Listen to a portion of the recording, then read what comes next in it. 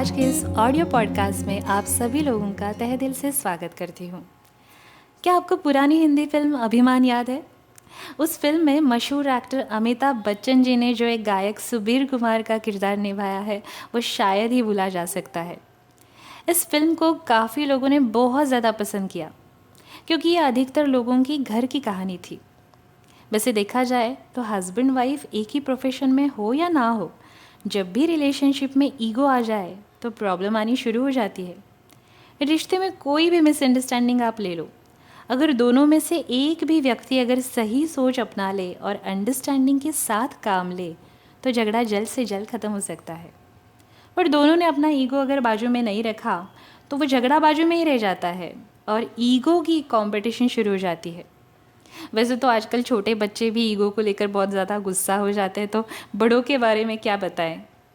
ये जो ईगो होता है ना, उसका इशू करने से हमारा अहंकार जागृत हो जाता है, फिर रैशनल थिंकिंग बाजू में रह जाती है और फिर मैं सही और आप गलत ऐसी प्रूव करने की एक कंपटीशन शुरू हो जाती है।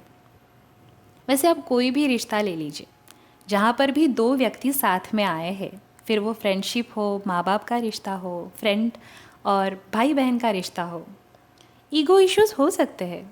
और अगर सही अंडरस्टैंडिंग के साथ हम लोग काम लेना तो इसे टैकल करने से हमारा रिश्ता वापस से सुंदर बन भी सकता है। पर जब भी ये ego issues husband wife relationship में आते हैं ना, तो रिलेशनशिप में बहुत ज़्यादा कड़वाहट आने लगती है, क्योंकि हम लोग हस्बैंड वाइफ रिलेशनशिप को एक समाज के नज़रिए से देखते हैं। हस्बैंड और वाइफ की रिलेशनशिप क्या होनी चाहिए, ये हमें समाज ने जो बताया ना, उस पे हम लोग भरोसा कर लेते हैं और तभी ये ईगो इश्यूज़ इस रिलेशनशिप में आने लगते हैं। ये ईगो के भी ना दो टाइप है, एक सुपीरियरिटी कॉम्प्लेक्स और एक इंफीरियरिटी कॉम्प्लेक्स। हमारी रोज़ की ज़िंदगी में ऐसे बहुत सारे ईगो इश्यूज़ होते रहते हैं। कुछ ईगो इश्यूज़ भूले जाते हैं और कुछ इश्यूज़ के बारे में हम लोग खुद के मन को ही बताते हैं कि ये बात तो अभी मैं कभी नहीं भूलूंगा, या फिर इस बात को लेकर मैं इन्हें कभी भी माफ़ नहीं करूँगी। तो ऐसा बार बार होता रहा ना, तो हमारा मन ऐसी बातें सोचता रहता है और हमारे मन में हम लोग ईगो इश्यूज़ की एक लंबी लिस्ट तैयार कर लेते हैं।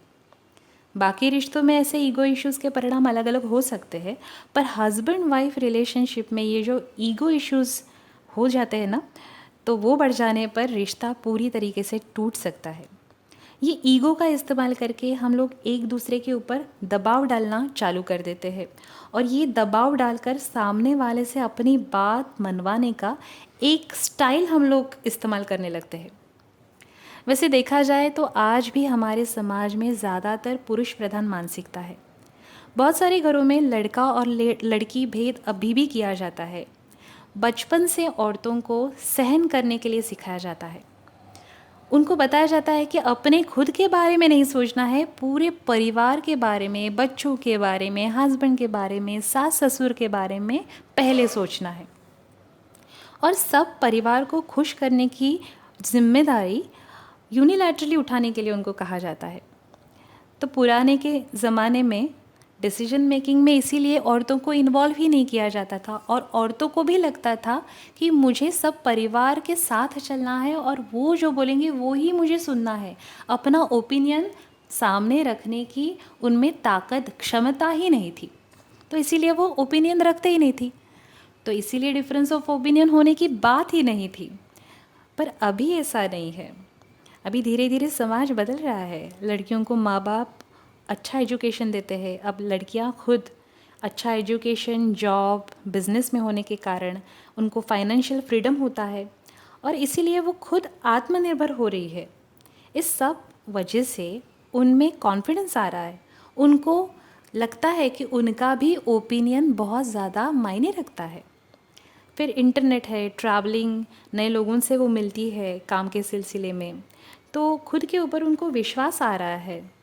उनके अंदर खुद के प्रति एक सेल्फ रिस्पेक्ट बढ़ रहा है।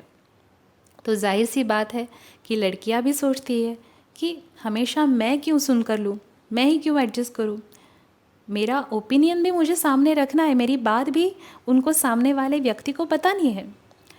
तो इसी वजह से लड़कियों का भी अब ईगो डेवलप होने लगा है। तो जब ये दोनों के ओपिनियन डेवलप होने लगते हैं ना, तब डिसीजन मेकिंग में दोनों व्यक्ति का शामिल होना बहुत ज़्यादा ज़रूरी है। और इसीलिए हम लोगों को कुछ टेक्निक्स और टूल्स सीखने होंगे जिसको यूज़ करके हम लोग सामने वाले की तरफ अपनी बात अच्छे से रख पाए, सामने वाले का मन ना दुखाते हुए। तो ये एक आर्ट है, ये कम्युनिकेशन का आर्ट है जो सीखना पड़ता है, और सीखने से आप वैसे असर्टिव बन सकते हैं और अपनी बात बहुत प्रोडक्टिवली रख सकते हैं सामने वाले की तरफ। तो ये हमें सीखना बहुत ज़रूरी है आज के ज़माने में। तो अगर प्यार से कहकर सामने वाला आपका ओपिनियन मान रहा है और उसके ऊपर विचार कर रहा है, तो फिर रोने धोने की और झगड़ा करने की ज़रूरत ही नहीं पड़ेगी, राइट? अभी पुराने ज़माने के कुछ लोग ऐसे बोल सकते हैं कि लड़कियों को एजुकेशन दिया ना, उनको जॉब अपॉर्चुनिटीज़, नौकरियां मिल रही है, इसीलिए लड़कियों में ये आत्मनिर्भरता आ रही है और रिलेशनशिप में प्रॉब्लम्स आ रही है, ऐसा वो बोल सकते हैं। पर आपको खुद को इस बारे में सोचना है, क्या ये सही है? हमें हमेशा लड़कियों को अगर हम लोग ऐसे दबाते रहे और उनको उनका ओपिनियन रखने का मौका ही नहीं दिया हम लोगों ने, तो क्या समाज आगे बढ़ सकता है? नहीं, उसका असर उनके बच्चों पर भी आगे चलकर होने वाला है। तो हमें समाज के साथ चलना होगा और हमें बदलना होगा। अगर आप एक हस्बैंड है तो आपको आपके खुद के बारे में सोचना है, खुद की रिलेशनशिप के बारे में सोचना है। मुझे पूरा यकीन है आपका रिश्ता आपके लिए बहुत ज़्यादा मायने रखता है। तो आपको ये ट्रेडिशनल हस्बैंड के माइंडसेट से ना दूर होना होगा। वो ट्रेडिशनल हस्बैंड की एक डेफिनेशन आपने जो मन में बना ली है ना, जो समाज ने आपको बताई है, वो समाज ने जो बताई हुई डेफिनेशन है, उसको आपको सवाल पूछने हैं। ये ओनरशिप मेंटालिटी जो आप दिमाग में लेकर चल रहे हैं, रिश्ते में आपके कड़वाहट आ रही है वो मेंटालिटी की वजह से, तो उस मेंटालिटी को आपको छोड़ना ही पड़ेगा। हस्बैंड वाइफ रिलेशनशिप का रिश्ता मजबूत और सुंदर हो सकता है जब उनकी रिलेशनशिप इक्वालिटी बेस्ड हो। कोई भी एक दूसरे को अपने से छोटा या बड़ा ना समझे। कोई भी एक सक्सेसफुल रिलेशनशिप आप ले लेंगे ना, तो आपको यही पता चलेगा कि उस रिलेशनशिप में वो दोनों खुद को इक्वल मानते हैं। तो इक्वालिटी बेस्ड रिलेशनशिप जब भी होगी तभी रिश्ता सुंदर और मजबूत बनने वाला है। और वैसे देखा जाए तो कोई भी रिलेशनशिप में ना, आप अगर मन में डर, गुस्सा या नफ़रत सामने वाले व्यक्ति के प्रति रख कर आप उसके ईगो को अगर पैम्पर करते रह रहे हो, तो वो रिलेशनशिप काफ़ी लंबी नहीं चलेगी।